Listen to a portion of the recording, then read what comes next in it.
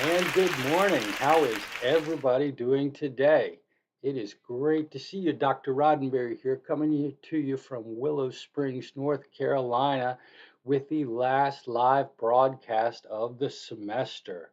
Hope my sound is coming through well and everybody can see me good enough. It's a great class.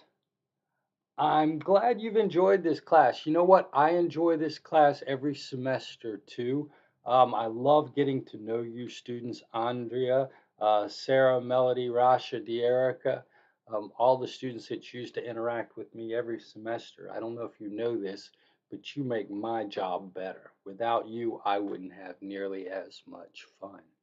So I'm glad to see you enjoyed the class.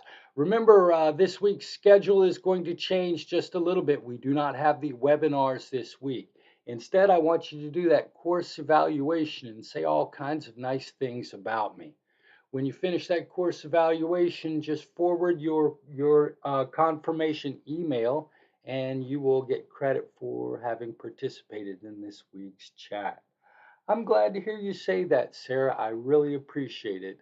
I'm glad this is your favorite class. Um, I work really hard to try and make this class interesting and fun. So when students feel that, it's very gratifying for me. I've got a pretty good audience going on tonight. Let's go ahead and get started, shall we? Okay, so got a great. Uh, Thank you very much, Melody. Thank you very much. I really appreciate that. That's nice of you to say. All right, last chapter of the class, psychological treatments. So we're going to talk a little bit about the broad overview of treating psychological disorders. And then we're going to talk a little bit about the psychotherapy treatments. Okay? Now, just to remind you, let's go back and do PowerPoint only. If you remember last week, I told you that there were three broad areas of professionals that help people who are suffering from psychological disorders. We got clinical psychologists who are PhDs in psychology that treat people with serious psychological disorders. We've got psychiatrists who are actually medical doctors that specialize in disorders of the brain, and they treat they're MDs and they treat patients mainly in psychiatric hospitals.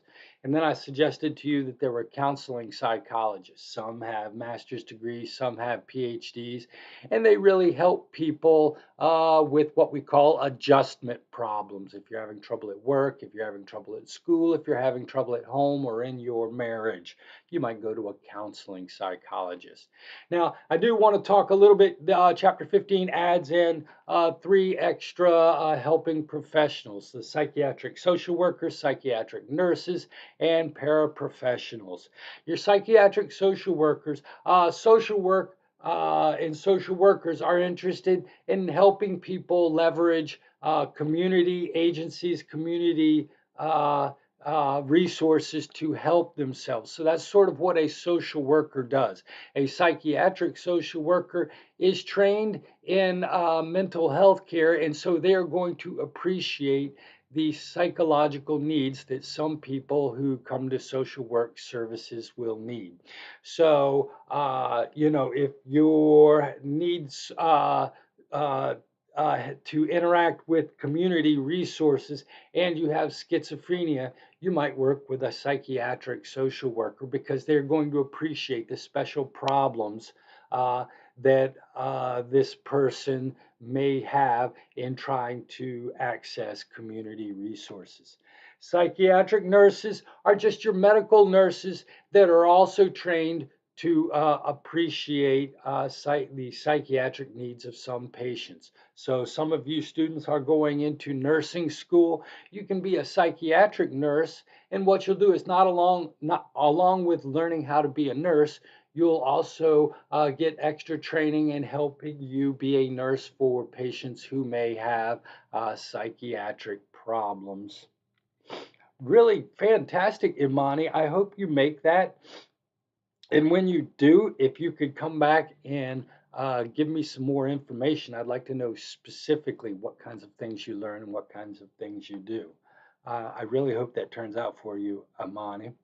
And then you're going to see all of those paraprofessionals, those people that just work under supervision to staff call centers and to help people that are trying to access frontline psychiatric resources. So if you might work in a suicide crisis center, a drug abuse crisis center, or any of these other types of situations, you would fall into this category. One of the things in fair disclosure, I do want to tell you, if you get a 4-year degree in psychology, if you get your BA, your Bachelor of Arts or your Bachelor of Science in psychology, the only way you can really will be able to interact with the field of psychology is going to be in this last category. And this is usually the most poorly paying part of the industry. So if you really want to make a long career in psychology, you're going to have to do what Imani does and maybe become a psychiatric nurse, or maybe consider getting at least your master's to become a counselor. Or if you want to become a clinical psychologist, you need to get the PhD or the PsyD. Wow. That's interesting. So Sarah King says her dad's friend is a psychiatric nurse at Butner. Okay, and so Butner, for those of you who don't know, if I'm right, Sarah, this is also a penal institution there too. So does your dad's friend work at the hospital or at the prison in Butler? I'd be interested in finding that out. Okay, so let's go back. So what's in the toolbox? Current treatments for psychological disorders. You really already know this. We've been talking about how the brain and the mind works all semester long. So what you're going to find in chapter 15, it's going to just be a regurgitation of therapies based on what we've learned about how human beings learn and develop. So remember in chapter 2, we talked about brains and we talked about neurotransmitters and parts of the brains and connections and how they needed to function properly to allow you to function properly. Well, we know that sometimes areas of the brain or biological aspects of the brain aren't working right. So, one of the toolbox treatments that clinical psychologists have are biological therapies. They can do things like drug therapy, which all of you are probably familiar with. We're going to talk a little bit about electrical stimulation, and they can even go in and remove parts of the brain or add things to the brain. And these are sort of represent the biological therapy. So one tool in the clinical psychologist toolbox is fixes based upon what we know to be true about the structure and function of the brain, or biological therapies. Now, you can lump all other treatments into what we would call psychotherapy, or what is sometimes colloquially known as talk therapy. And these therapies understand that psychological disorders are disorders of thinking and feeling. And if you remember, we talked about emotions and memory and learning in different chapters of the textbook. And so, talk therapies take advantage of what we know about schemas and how people have schemas that guide their beliefs, how people have emotional responses to certain stressors versus other stressors. And so, collectively known as psychotherapy are a bunch of different types of talk therapy where we try to reduce a person's psychological difficulties by talking to them and helping them gain insight and learning new ways to think and feel about certain events in their life. Now, in chapter 15, they've got a list of several different kinds of talk therapy. They include, and they're going to include humanistic theory and psychoanalysis and some other forms of therapy. Now, what we're going to do is we're going to focus on the ones that actually have a measurable impact. Humanistic psychotherapy, psychodynamic psychotherapy, if I'm being honest, these forms of therapy don't have really good outcomes. All forms of therapy are evaluated to see if they improve the symptoms that people report with psychological disorders.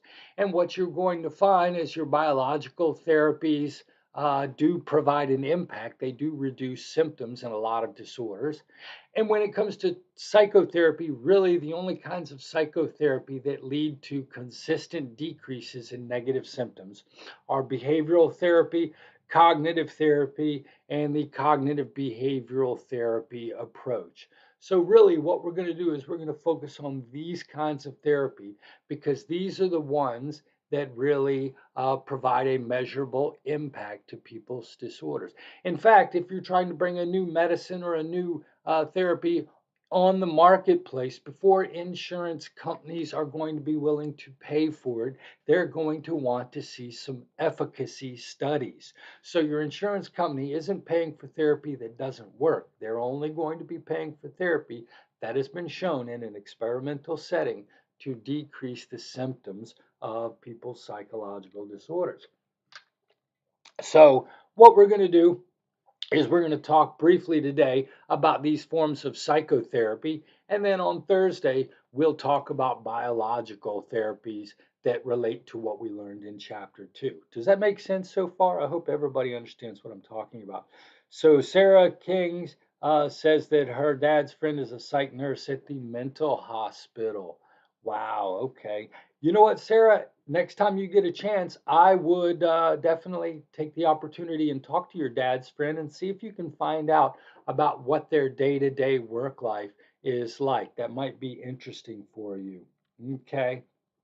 Wow. So, Andrea Nicole has mentioned that a friend has started a series of ketamine infusions along with her therapy to help her with depression and trauma issues. Wow, fantastic. And she's having some amazing results.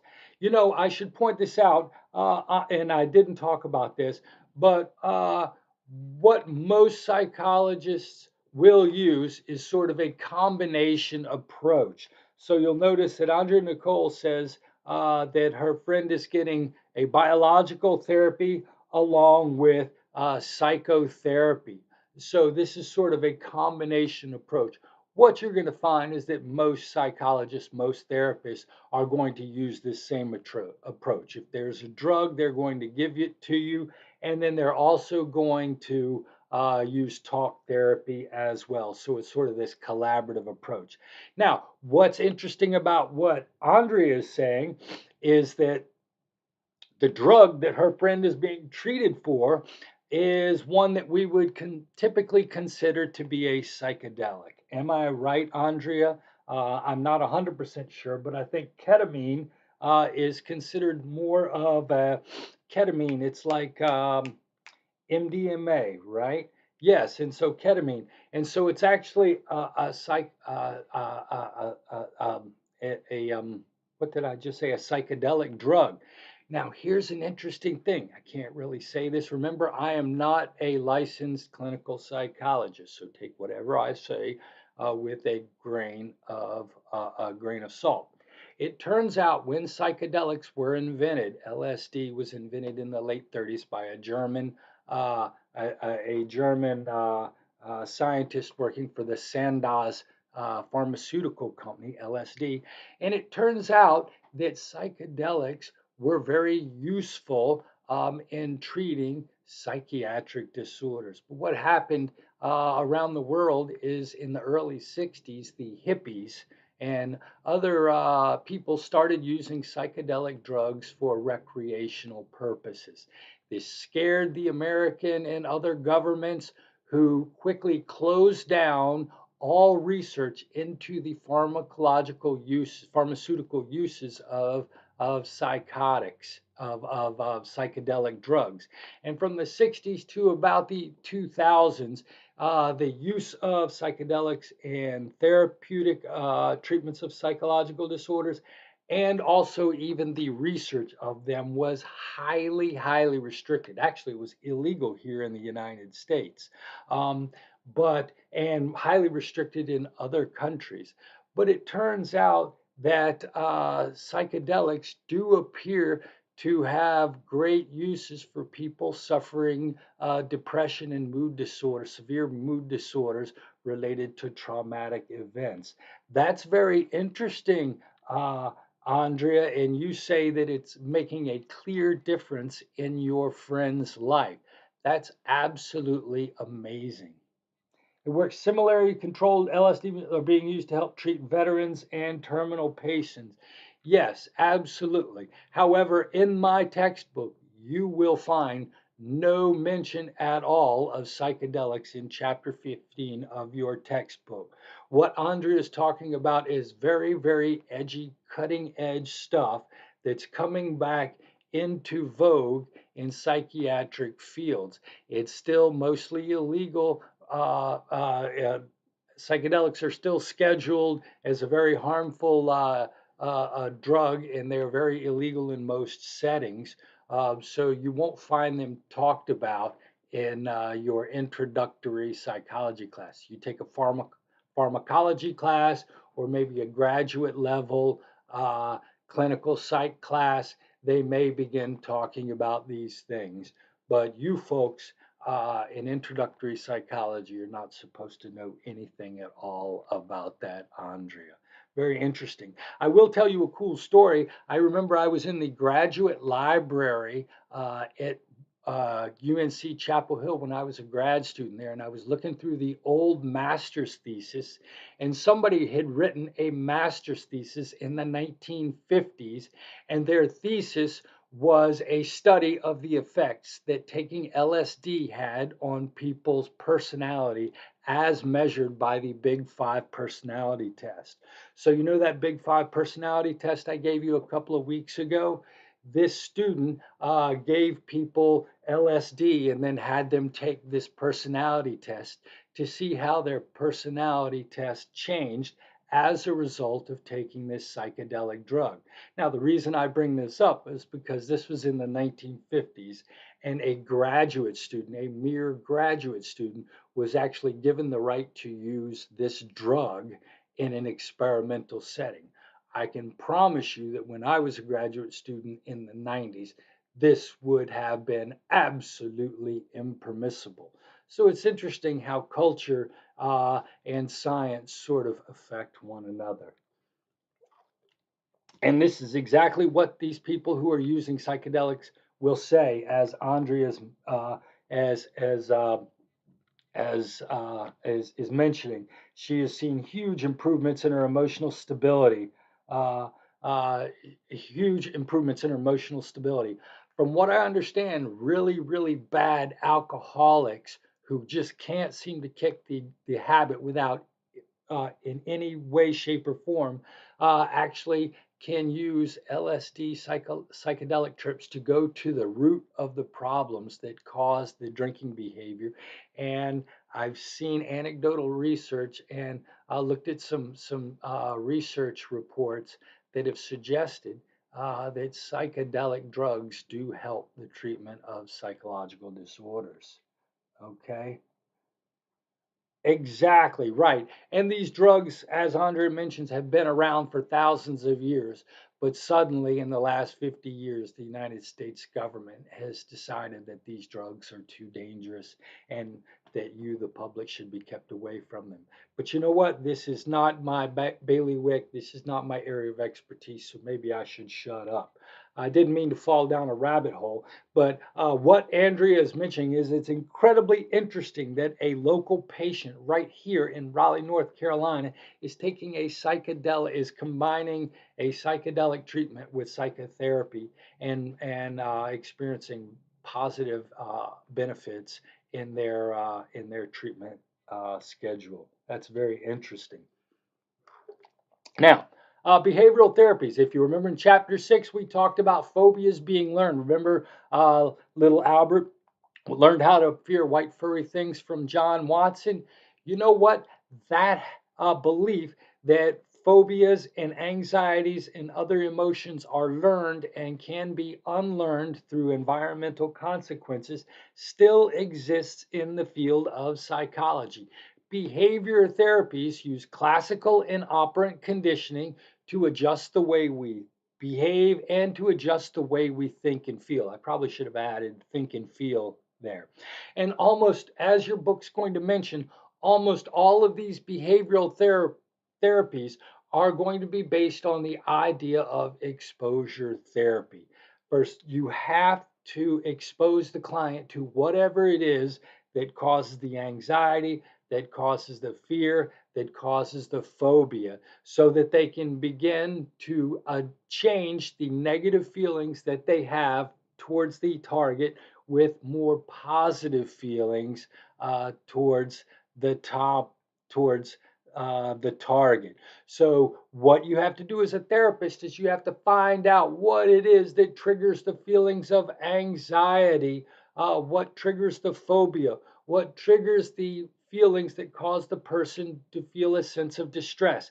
And then you've got to find a way to expose them to that stimulus in certain ways and help them learn a new emotional experience. You either have to use classical conditioning and cause them to associate a more positive emotion, right, like systematic desensitization, or you have to use reinforcements to to uh, to positively reinforce behaviors that the person finds scary.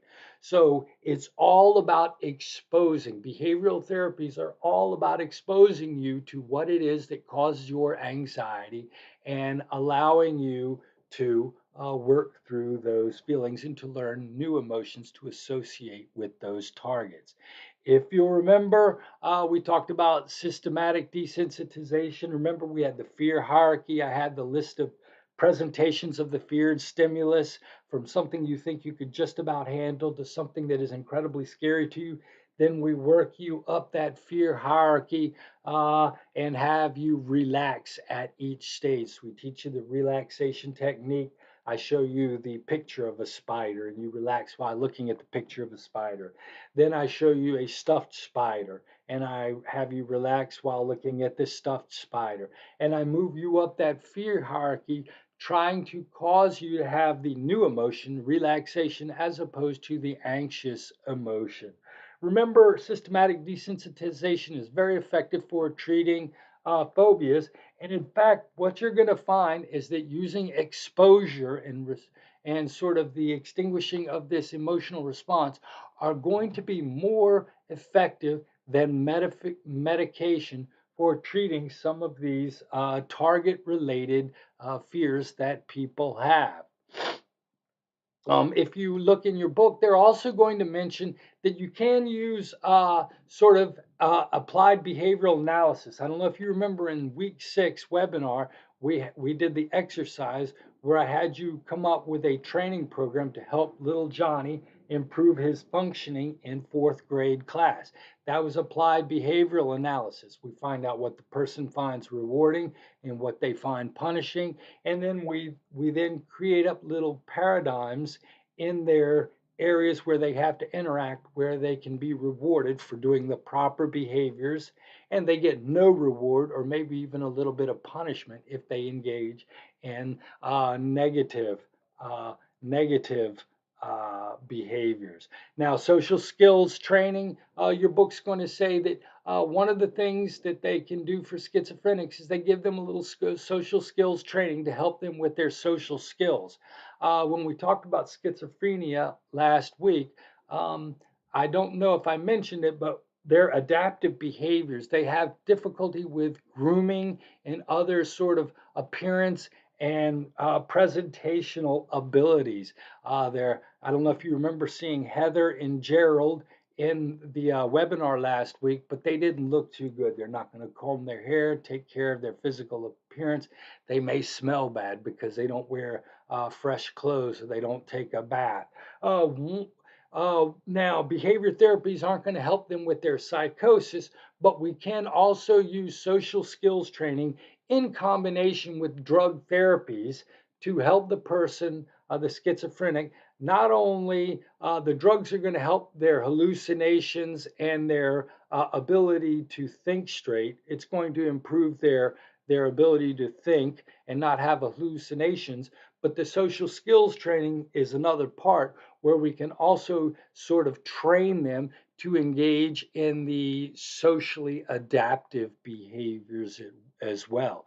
So not only do we want the schizophrenics hallucinations to go away, not only do we want them to think in an organized way so that they can interact with other people, but we also want to give them the social skills, taking a bath, uh, paying attention to grooming, that will make them more appealing to other people. So your book's going to talk about social skills for helping schizophrenia, and your book's also going to talk about the fact that ABA, applied behavior analysis, can improve the IQ of children who are diagnosed with autism. But if you read the section in your textbook, it's going to suggest that you have to start really young. So you have to diagnose this autism very early in the child, and it requires 40 hours a week of training. It's very time intensive. It takes a set of parents that have deep pockets and are also very committed to the process. Now, if you remember in chapter 4, we talked about milestone behaviors. We talked about physical milestones, intellectual milestones. We also talked about social milestones.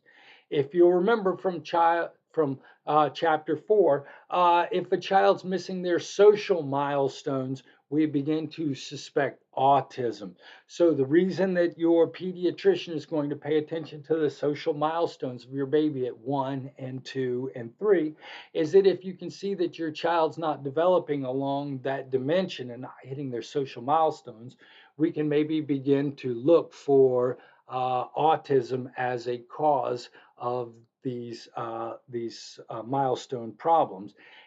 If you can diagnose autism at 2 as opposed to 6 or 7, your outcomes are going to be better with applied behavior analysis.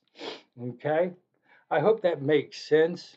So, exposure therapy, the whole idea behind behavior therapies is that we get the client close to what it is that causes the anxiety. And you're going to see behavioral therapies are very common for treating the class of anxiety related disorders.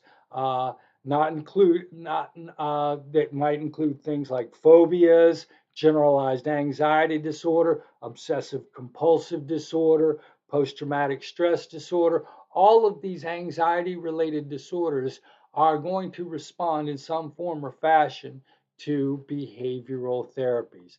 Now, Andrea Nicole, probably who has a friend who's going through trauma related disorders, if the trauma is severe enough, then you can't just treat the overlying anxiety. It's not going to work. We're going to have to go back to the root problem as well.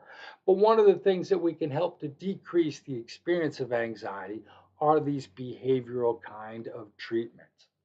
Now, I mentioned this in the stress chapter, and we talked about the ABCDE model of dealing with stress as identified by Albert Ellis. He argued that our C, our emotional consequence, occurs sometimes because we have these activating events and they cause a belief that cause a consequence. My boss yelled at me. That means I'm worthless. So suddenly I feel a sense of depression and stress. That's the ABC. But what Albert Ellis said is we need to learn how to reframe these events and come up with a way to dispute the D part, that initial belief. So, ABC leads to depression. My boss yells at me. That's the activating event. My belief is that I'm worthless. That leads to C, the consequence of feeling depressed. Now, what Albert Ellis would say is you need to learn the habit of disputing the D part of that event. So when my boss yells at me, I'm going to dispute the idea that I'm worthless. And I'm going to say, you know what, my boss was having a bad day. And that leads to a different kind of emotion, a different emotion, which is no depression. Now we talked about that with the within the context of dealing with stress.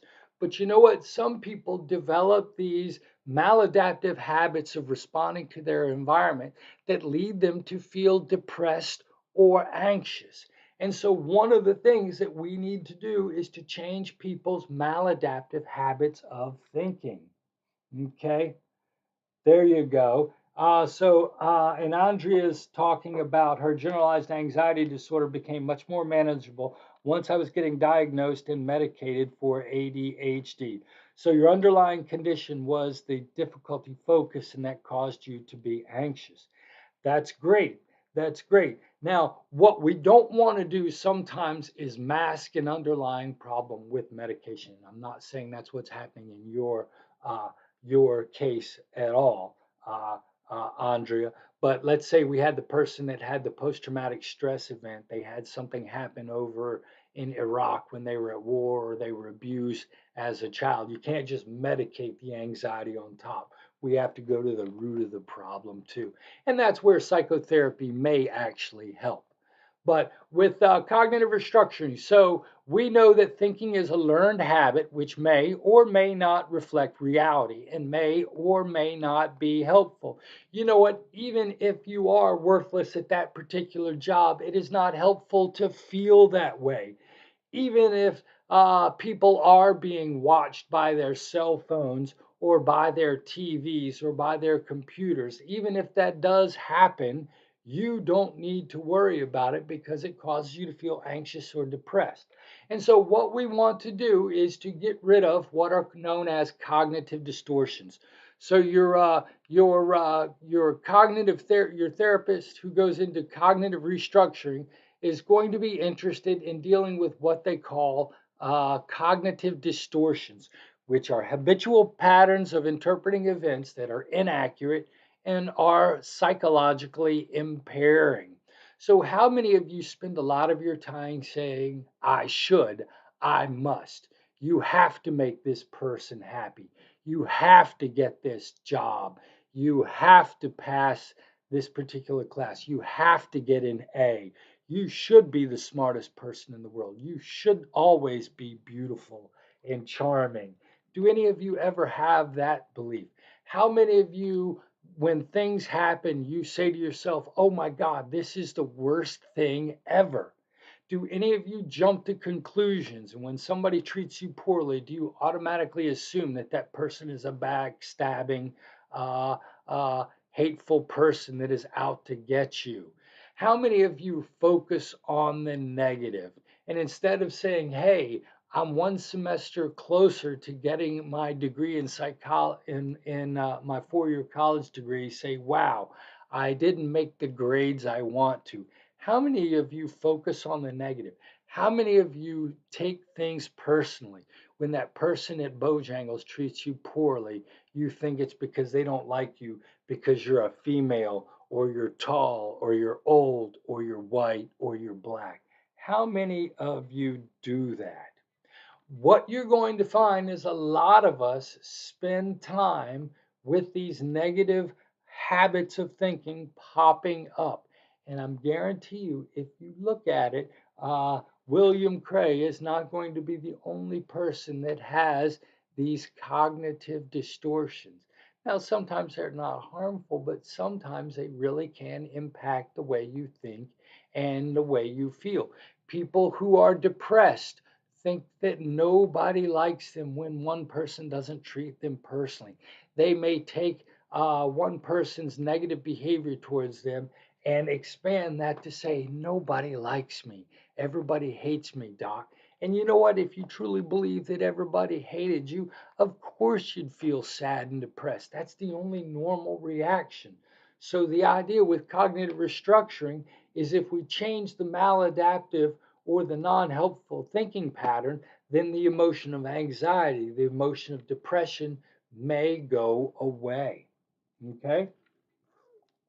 And so, what they do is when you go into the therapist, you're going to start talking.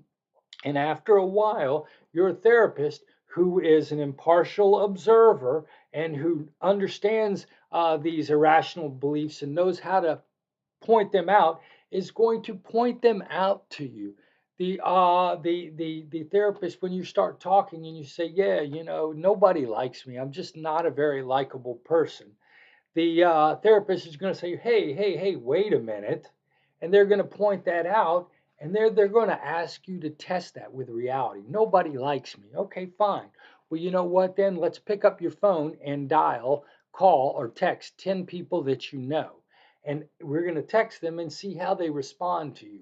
And we're going to test your assumption that nobody likes you, that you're a failure, that you're this or you're that. And what we're going to do is your doctor is going to help you come to the insight that maybe you are using this irrational belief. They're then going to help you learn how to notice when you're using them.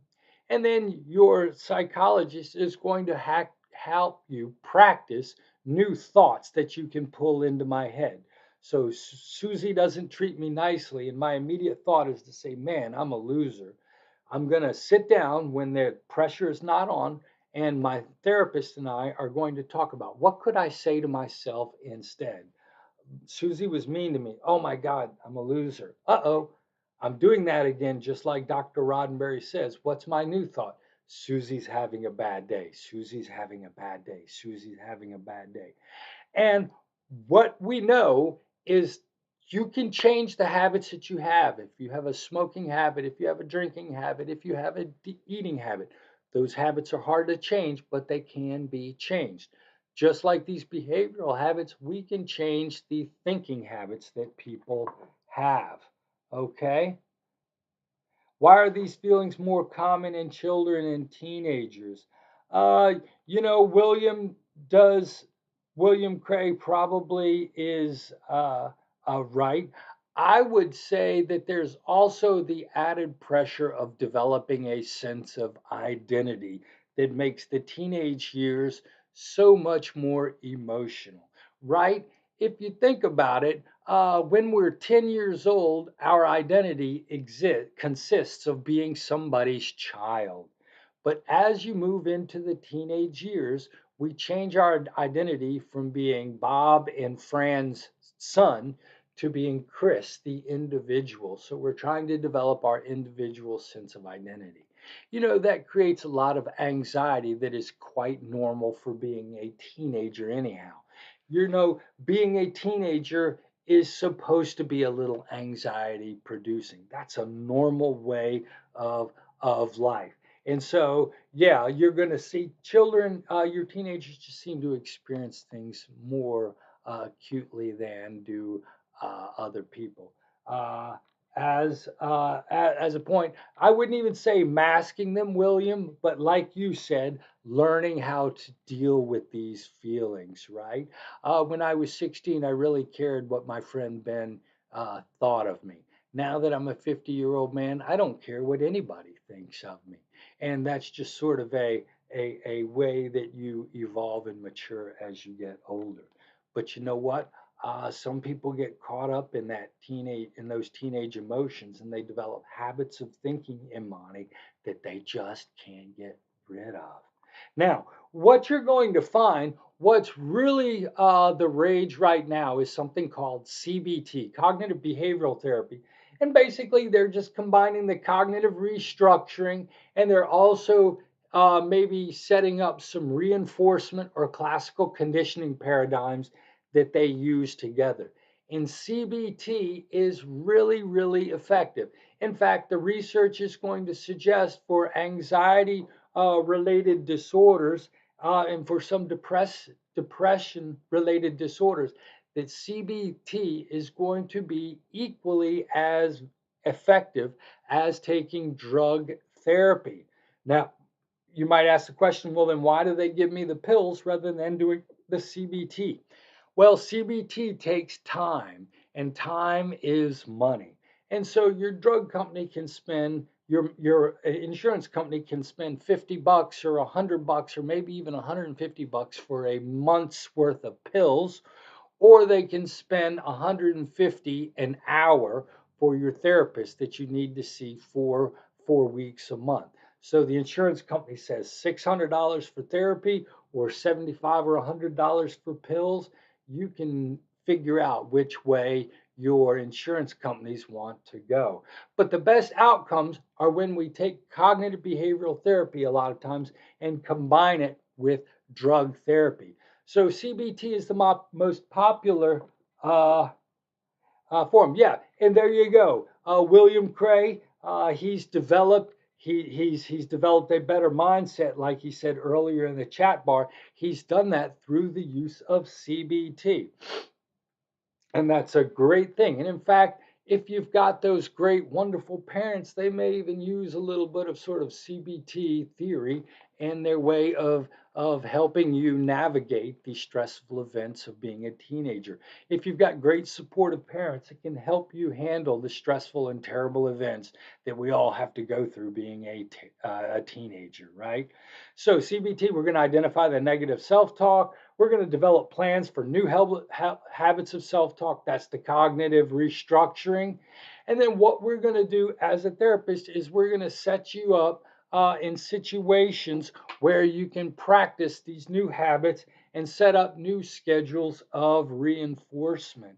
Um, I don't know if any of you have watched Better Call Saul, the Breaking Bad precursor theory, but Jimmy's brother has a great deal of anxiety. His fear of electromagnetic energy is actually an anxiety related disorder that he's got. And he learns to overcome it towards the end. He goes to see a therapist. And whenever he gets around electrical outlets and he starts to get nervous, he starts pointing out the colors of objects around him. Blue book, black computer, white coffee cup. Blue book, black computer, white coffee cup. That's a reinforcement, a little reinforcer that allows him to feel good, to develop a sense of calmness that he developed in the therapist, and it helps him push away the negative feelings that he has. And so Jimmy's brother, and I forget his name right now, in this drama series, uses sort of this exposure and response prevention therapy to overcome his psychosomatic fear of electrical injury and energy. So CBT is used in the. If you look through your book, you're going to notice that they implicated in anxiety-related disorders, they implicated in mood disorders, and they implicated also in eating disorders. So they're going to talk about treating these different types of disorders using CBT. And what they're going to show you in each of these disorders, you're going to find that combining CBT with drug therapy provides the best outcomes.